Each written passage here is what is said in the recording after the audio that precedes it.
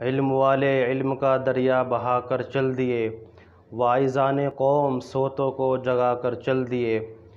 کچھ سخنور تھے سحر اپنا دکھا کر چل دیے، کچھ مسیحا تھے کہ مردوں کو جگا کر چل دیے۔ اور بچھڑا کچھ اس ادا سے کہ رت ہی بدل گئی، ایک شخص سارے شہر کو ویران کر گیا۔ دنیا کی تاریخ میں شاید کوئی ایسی وبائی بیماری آئی ہو جو پوری دنیا کے اندر پھیلی ہو، لمبے زمانے تک ٹھہری ہو اور بڑی تعداد میں ہلاکتوں کا سبب بنی ہو۔ کرونا وائرس کا نام سنتے ہی ایک خوف سا طاری ہو جاتا ہے جس نے بے شمار انسانوں کو موت کے گھاٹ اتارا ہے۔ افراتفری اور نفسا نفسی کا ماحول اور دن بدن ہلاکتوں کی تعداد دیکھ کر ایسا لگتا تھا کہ شاید اب موت کے چنگل سے کوئی نہیں بچ سکے گا۔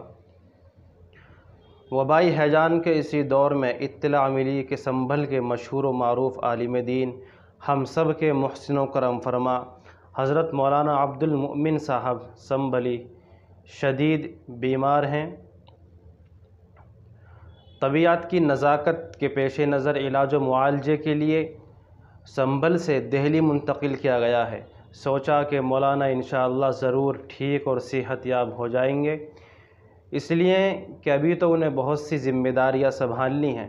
ابھی تو وہ ایک نوخیز پھول کی طرح ہیں جس کی خوشبو مہکنا شروع ہوئی ہے، اور ابھی تو وہ اس چشمے کی طرح ہیں کہ جو ابلنا شروع ہوا ہے اور لوگ اپنے ظرف لے کر اس کی طرف چل پڑے ہیں، اور ابھی تو وہ اس درخت کی طرح ہیں جس کی شاخیں پھوٹنا شروع ہوئی ہیں اور بہت جلد ایک وہ گھنا درخت بن جائے جس سے مخلوق سایہ حاصل کرے، اور ابھی تو وہ اس مالی کی طرح ہیں جس نے گلشن کو سینچنا شروع کیا ہے، اور ابھی تو وہ اس نئے چراغ کی طرح ہیں جس کی روشنی اور جس کی کرنیں چمکنا شروع ہوئی ہیں۔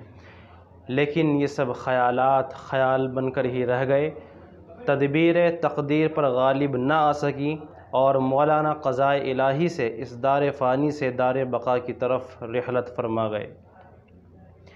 یہ رمضان المبارک کا مقدس و محترم مہینہ تھا۔ رمضان 1442 ہجری کی 3 تاریخ تھی، رحمت کا عشرہ تھا اور جمعے کا بابرکت دن تھا۔ ایسے مبارک موقع پر آپ کا عالم بالا کا سفر طے ہوا۔ نماز جمعہ کے بعد نماز جنازہ اور تدفین عمل میں آئی۔ آپ کی وفات سے بہت دکھ اور افسوس ہوا، جو کہ فطری ہے۔ یقیناً یہ کائنات فنا ہو جائے گی، یہاں کسی بھی چیز کو دوام نہیں ہے، ہر چیز ختم ہو جائے گی، بس ایک اللہ رب العزت کی ذات باقی رہے گی جو کہ ہمیشہ سے ہے اور ہمیشہ رہے گا۔ کل من علیہا فان ویبقى وجہ ربک ذو الجلال والاکرام۔ دنیا میں جس انسان نے بھی آنکھیں کھولی ہیں، ایک نہ ایک دن اسے یہاں سے جانا ہے۔ بیماری صرف ایک بہانہ ہوتی ہے، موت و حیات کا مالک اللہ رب العالمین کی ذات ہے۔ موت ایک اٹل حقیقت ہے، اور پتہ نہیں کہ کس کی زندگی کا سفر کب ختم ہو جائے، کہاں ختم ہو جائے۔ اللہ ہی بہتر جانتا ہے کہ موت کس پر کب اور کہاں طاری ہوگی۔ حضرت مولانا عبد المؤمن صاحب سنبھل کے ایک مشہور و معروف عالم دین تھے۔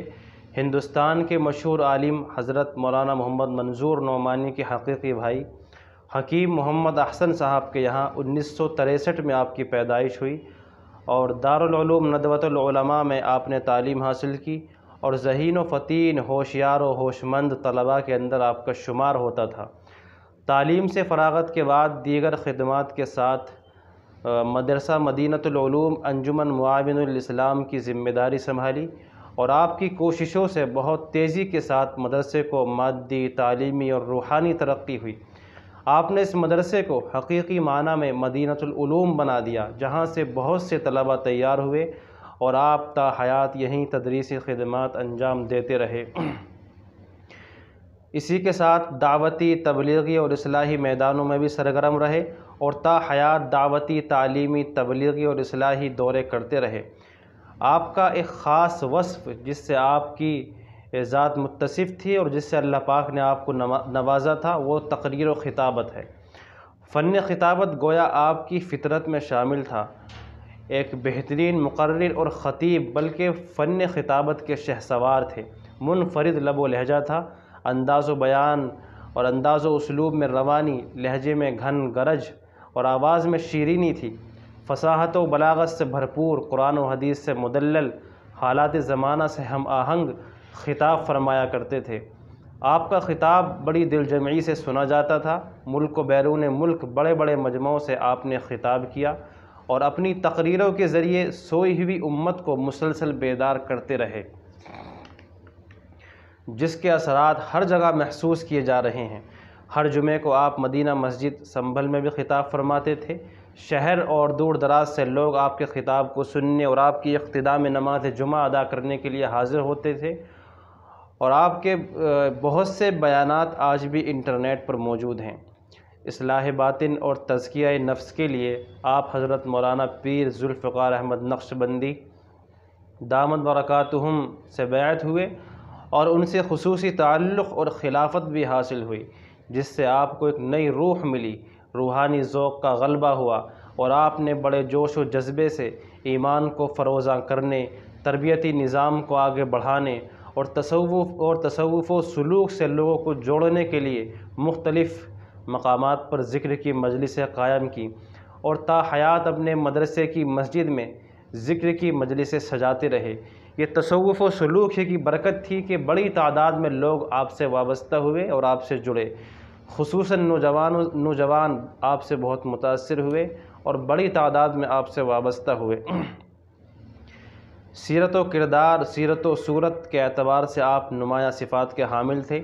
چہرے پر وجاہت و نورانیت، آواز اور گفتار میں حلاوت و شیرینی، لہجے میں شرافت و عمدگی، آنکھوں میں محبت و بصیرت، فطرت میں قناعت، باتوں میں صداقت و دیانت، اور مزاج میں نفاست و پاکیزگی تھی۔